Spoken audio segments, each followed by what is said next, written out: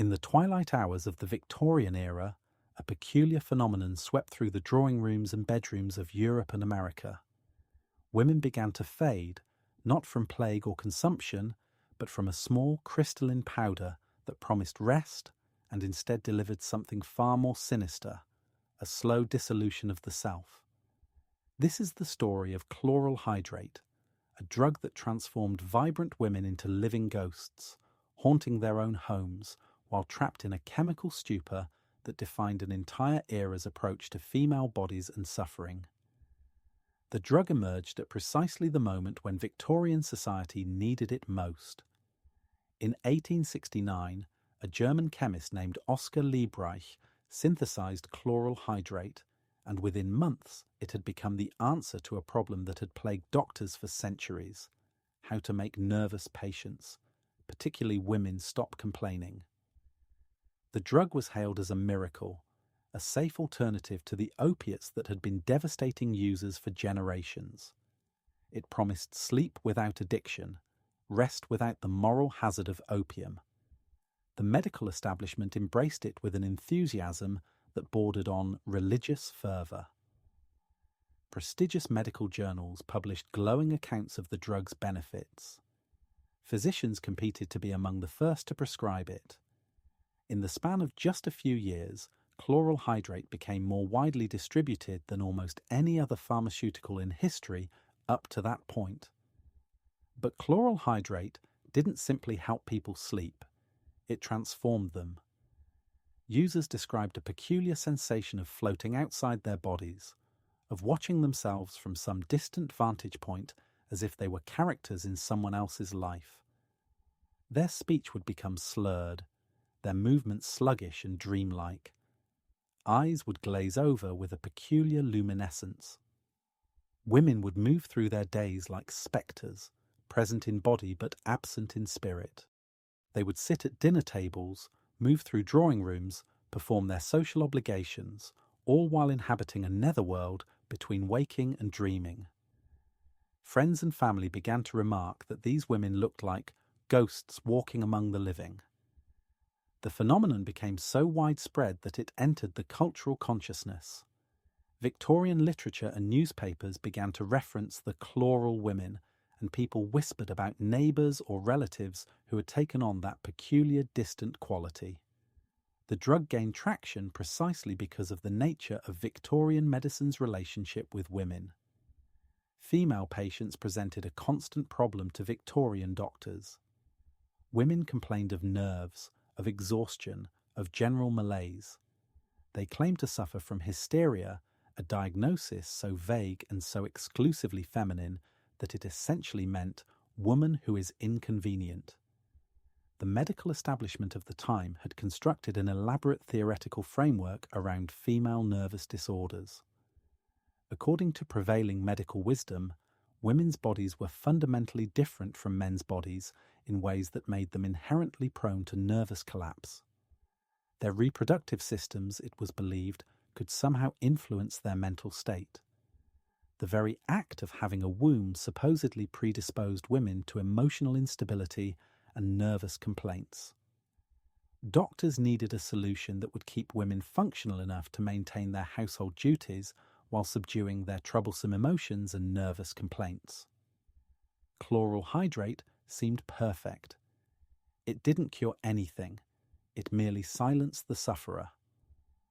Unlike treatments that attempted to address underlying causes, which would have required actually listening to women's concerns, chloral hydrate simply muted the symptoms. A woman could still perform her duties as wife, mother, and hostess while being chemically prevented from experiencing the full weight of her circumstances. In a sense, it was the perfect Victorian solution. It maintained the appearance of normalcy while ensuring that nothing would actually change. The drug was dispensed with shocking casualness. A woman might visit her physician complaining of sleeplessness, anxiety, or even just the strain of her social obligations. The doctor would hand her a packet of white powder or a bottle of liquid, often wrapped in paper with minimal instructions. Take as needed for rest, he might say, barely looking up from his desk. There was no discussion of addiction potential, no warnings about dependency, no monitoring of dosage. Chloral hydrate was a tool of social control disguised as medical treatment. Some doctors seemed almost enthusiastic about the drug's potential to manage troublesome female patients. Medical journals published articles with titles like "Chloral Hydrate as a Solution to Female Nervousness," written with a tone that suggested the doctors had finally found the answer to a problem that had vexed them for generations. What made chloral hydrate particularly insidious was that it worked too well. Unlike opiates, which had been in use for centuries and whose dangers were at least somewhat understood, chloral hydrate seemed genuinely novel. Moreover, it affected the body differently than opiates. Users wouldn't develop the obvious physical degradation that marked opium addicts. There was no visible emaciation, no suppurated sores, no obvious markers of dissolution. Instead, the victim simply grew quieter, more compliant, more ghost-like. They faded in place, and society was perfectly content to let them. A woman on chloral hydrate might look almost healthy.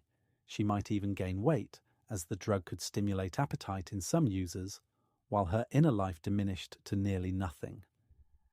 The clinical descriptions from the era reveal the horror beneath the surface of respectability. One physician wrote of patients who took chloral hydrate regularly, noting that they seemed to exist in a perpetual twilight state, neither fully asleep nor fully awake, responsive but remote.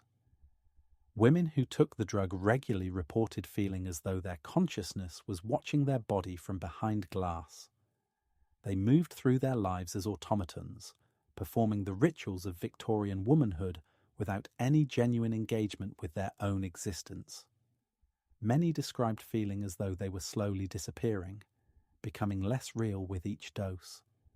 Some women kept diaries during their time on chloral hydrate, and these documents provide heartbreaking evidence of the drug's psychological effects. One woman wrote, "I look in the mirror and see my face, but it feels as though it belongs to someone else. I say words, but I cannot remember deciding to say them. I am here, but I am not here." The addiction developed insidiously. Chloral hydrate does not produce the immediate craving of opiates, but rather a subtle dependence that creeps up on the user. After taking the drug regularly for several weeks, patients found they could no longer sleep without it. Their natural sleep architecture had been disrupted so thoroughly that attempting to sleep without the drug produced hours of agonizing wakefulness. This created a perfect trap. The drug that was supposed to solve the problem of insomnia now became the only solution to the insomnia it had created.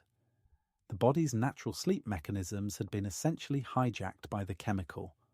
The brain had stopped producing adequate amounts of its own sleep-inducing neurochemicals, having come to rely entirely on the external supply of chloral hydrate. Medical professionals of the era were not unaware of this process, yet many seemed either unwilling or unable to address it directly. Some doctors documented cases of tolerance developing, noting that patients required progressively higher doses to achieve the same effects. Yet the standard medical response was not to taper the patient off the drug, but rather to increase the dose. It was a vicious cycle, and one that doctors perpetuated through either genuine ignorance about addiction mechanisms or, more cynically, through an unwillingness to deal with the difficult process of withdrawal. Women found themselves trapped in a cycle of increasing dependency. As their tolerance grew, they needed larger doses to achieve the same effect. A dose that had once rendered them blissfully unconscious for 8 hours now barely produced 4 hours of uneasy sleep. They increased their doses, sometimes on their own initiative, sometimes under medical direction from doctors who seemed unable to recognize that they were witnessing addiction unfold in real time. The doses climbed, and with them the ghost-like quality of the patient's existence intensified. Some women were eventually taking doses that were 5, 10, even 20 times the recommended amount. Their bodies had become so accustomed to the drug that standard doses no longer produced any noticeable effect at all. The social context of this epidemic cannot be overlooked. Victorian women existed within extraordinarily constraining circumstances. They were excluded from education, from professional work, from political participation. Their lives were confined to the home and the carefully circumscribed social activities that their class permitted. They were expected to be ornamental, compliant, and eternally grateful for their position of elegant imprisonment. Many turned to chloral hydrate not because of some inherent weakness, but because the circumstances of their lives were literally unbearable. Consider the typical day of a Victorian woman of the middle or upper classes. She would wake to a rigid schedule dictated by convention. She could not leave her home without an escort. She could not speak to unrelated men. She could not pursue intellectual interests that were deemed unsuitable for her sex. If she was married, her legal identity was subsumed into that of her husband. He controlled her money, her property, her very person. If she was unmarried, she lived under the control of her father or eldest brother. Either way, she had virtually no autonomy. Her value was determined by her ability to attract a suitable marriage, or, if she was already married, by her ability to produce heirs and manage a household. Her own desires, ambitions, and emotional needs were irrelevant. The drug was often prescribed for conditions that were, in retrospect, obvious manifestations of depression and anxiety brought on by the constraints of their circumstances. A woman trapped in a loveless marriage would complain of insomnia. A woman with intellectual aspirations confined to embroidery and calling cards would present with nervous exhaustion. A woman dealing with trauma or abuse had no vocabulary to describe what had happened to her, so she would present with vague symptoms of distress. And doctors, rather than questioning the social conditions that produced these symptoms, simply medicated them away with chloral hydrate. The irony was profound. The very system that created the suffering then profited from treating the symptoms rather than addressing the cause. Some women became chronic users, staying on the drug for decades.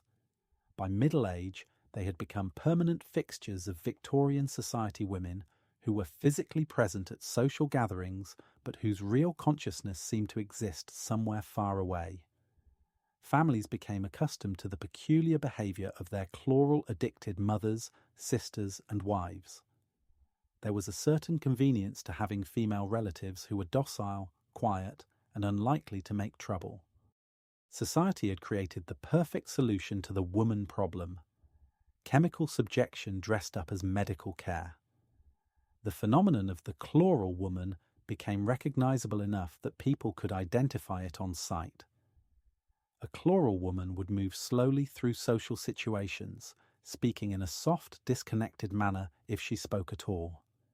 Her eyes would have a particular quality, not quite focused, as though looking at something slightly beyond the present moment.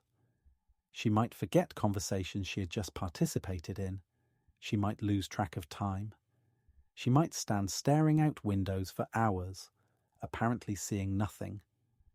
Her family would make excuses for her behaviour. She was delicate, she was sensitive, she was high-strung. But the truth was that she was chemically subdued, her consciousness dampened to the point where she was barely living her own life. The medical literature of the era is filled with case studies that are almost unbearably sad. There is the story of a woman who began taking chloral hydrate at 40 and by 50 had become so dependent on it that she required doses of over 4 grams per day, many times the recommended amount. By the time she died, her family reported that she had become increasingly distant over the preceding decade, as though the person they had known was gradually being replaced by a hollow shell. Her doctor had continued prescribing the drug right up until her death, apparently viewing the increasing dosages as a simple matter of managing her symptoms rather than recognizing that he was slowly poisoning his patient. Another case involved a young woman who had been prescribed chloral hydrate at age 23 for insomnia that had developed following a miscarriage. She became dependent on it almost immediately. Over the next 30 years, she consumed increasingly enormous doses of the drug. Her family described her as having faded over time. She lived to 63, but by that point she had been almost entirely absent from her own life for decades. She never travelled, never pursued any interests, never engaged in any activities beyond the bare minimum required of her. She simply existed in her bedroom or in the drawing room, moving from one chair to another, eating what was put in front of her, speaking only when directly addressed. Her doctor never once suggested that she discontinue the drug.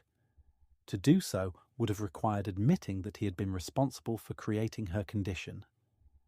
Doctors occasionally remarked on the phenomenon without drawing any particular conclusions. One wrote of a patient, "She is present, yet absent. Her body remains with us while her mind dwells in some twilight realm beyond our reach." The statement is remarkable for its apparent acceptance of an obviously pathological situation. The doctor was describing a living death, yet treating it as though it were a stable and acceptable condition rather than a medical disaster that demanded urgent intervention. The mechanisms by which chloral hydrate produced these effects would not be fully understood until modern neuroscience emerged decades later.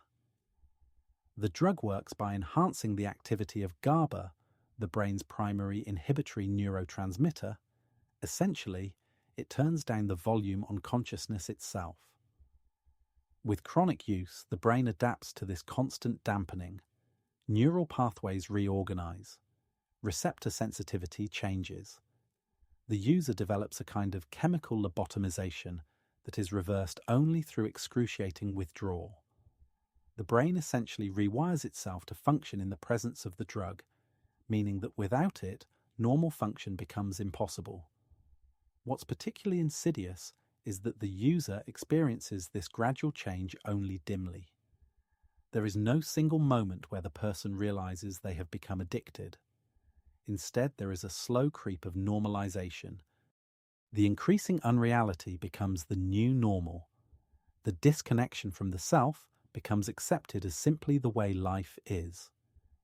Some women on chronic chloral hydrate came to believe that this chemically induced state was simply their natural temperament. They had no reference point for what normal consciousness felt like anymore. The drug had changed them so fundamentally that they could no longer imagine themselves any other way. Attempts to withdraw from chloral hydrate revealed the true nature of what had been done to these women. The withdrawal process was agonizing. Patients would experience severe insomnia, intense anxiety, and sometimes even psychotic episodes. The psychological and physical dependence was so severe that many women found themselves unable to stop taking the drug even when they desperately wanted to. They had become prisoners of the very medication that was supposed to help them. Some physicians began to recognize this problem and attempted to help their patients withdraw, but the process was so difficult that many patients begged to return to the drug rather than endure the withdrawal symptoms. One particularly detailed medical account from the 1890s describes a woman attempting to withdraw from chloral hydrate after 15 years of continuous use. The withdrawal process took 3 months. During that time, she experienced constant insomnia so severe that she could sleep only a few minutes per night. She experienced vivid, nightmarish hallucinations. She was consumed by anxiety so intense that she sometimes found it difficult to breathe. She experienced depression of such depth that she contemplated suicide. By the end of 3 months, her health was destroyed. She had lost an enormous amount of weight. Her hair had turned completely white. And even after successfully withdrawing from the drug, she never fully recovered. The damage done to her nervous system and her psychological health was permanent. This experience was not uncommon. Many women who attempted to withdraw from chloral hydrate found that they could not endure the process. They would make it a few days or weeks, then return to taking the drug to escape the unbearable symptoms of withdrawal. Physicians, witnessing this process, often simply gave up and resumed prescribing the drug. They came to view chronic chloral hydrate use as a permanent condition, something that could not be reversed, and settled into managing it as best they could. The result was that many women remained on the drug for the rest of their lives, not because they wanted to, but because the alternative was simply unbearable.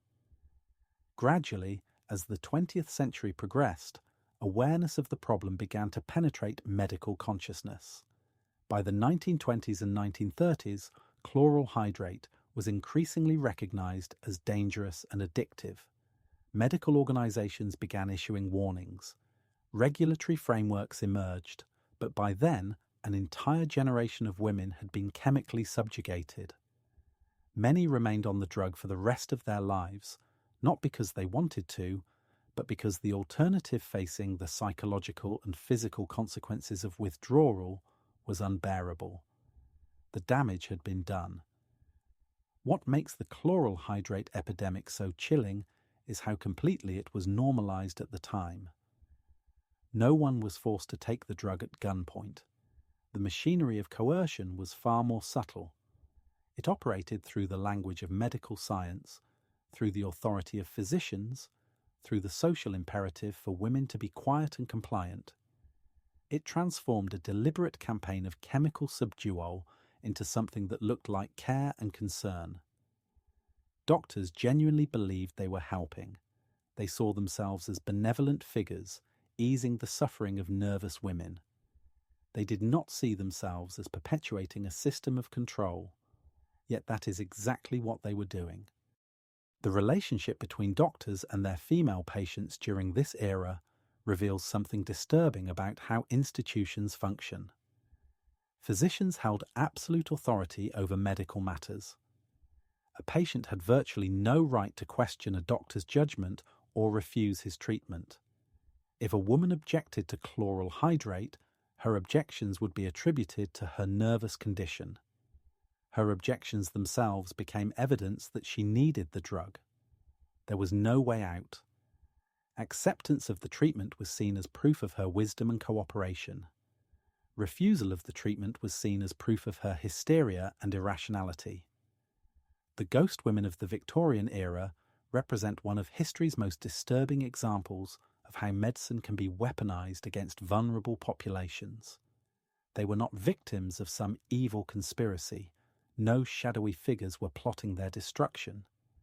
Instead, they were casualties of a system that viewed their autonomy, their emotions, and their very consciousness as problems to be solved. The solution that emerged was elegant in its efficiency, a substance that allowed them to remain functional enough to perform their duties while ensuring they were never fully present enough to be troublesome. These women moved through their days like spectres, and society went on as though nothing were amiss. The drawing rooms continued their conversations, the tea services continued their rituals, and the medicated women continued their slow fade into chemical unreality. They were ghosts not because they died, but because their existence had been reduced to the narrowest possible band present enough to be useful, absent enough to be controllable, never fully alive, never fully themselves. They had been chemically erased, their consciousness dimmed, their autonomy surrendered, all in the name of medical progress and social order. The legacy of the chloral hydrate epidemic extends far beyond its own era. It serves as a case study in how medical authority can be misused, how systems of power operate through ostensibly benevolent institutions, and how vulnerable populations can be systematically harmed without anyone necessarily intending to cause harm. The doctors who prescribed chloral hydrate were not monsters. Many of them genuinely believed they were helping, but their good intentions did not prevent them from becoming instruments of control and subjection. This history endures as a cautionary tale about the intersection of medicine, power, and gender.